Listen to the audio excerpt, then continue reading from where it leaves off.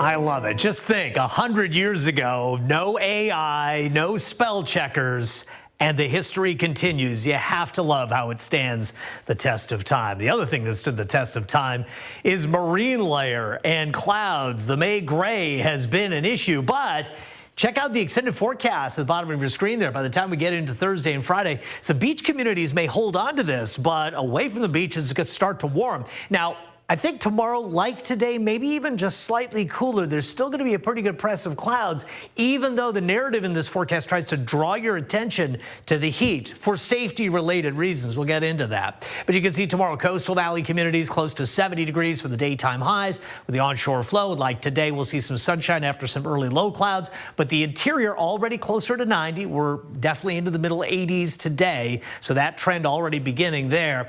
Beach communities still going to be in and out of the clouds. Again, like today, give it another day, and then temperatures really start moving as we get into Thursday and Friday. South Coast also going to have a muted warm up here. I think ultimately we get temperatures closer to 80 degrees by the time we get into Friday, which I think is going to be the warmest day.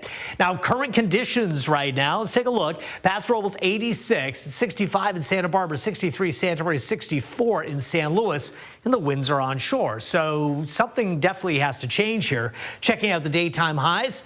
Very contained. Santa Maria, Santa Barbara, shy of 70. San Luis, just 70. Middle 70s, Santa Ynez, 86 degrees in Paso Robles. And again, because of the presence of a lot of marine layer and good depth to it. So it makes it into the coastal valleys and offers some cooling. The thing is, as high pressure starts building back in, it's going to squish this down to the immediate beach communities where the impact might actually be greater, but in the interior, it'll be gone. And again, other National Weather Service offices up in Hanford and north of us in the Monterey area have issued heat advisories for Friday. I think we're going to see that here for our interior valleys as well. And here's why. A little trough of low pressure in here is moving out. A bigger ridge is starting to pump up here, and you can see that right in here.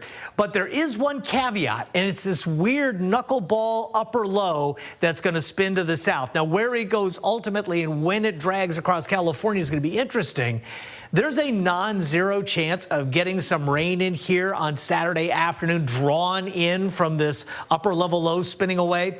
Otherwise, what that's going to do is just kind of moderate the heat a little bit at the coast. Again, the low clouds are in. And what's interesting about next week, I think we could see cooler than average conditions, and we can't rule out chances of rainfall from the 4th through the 10th.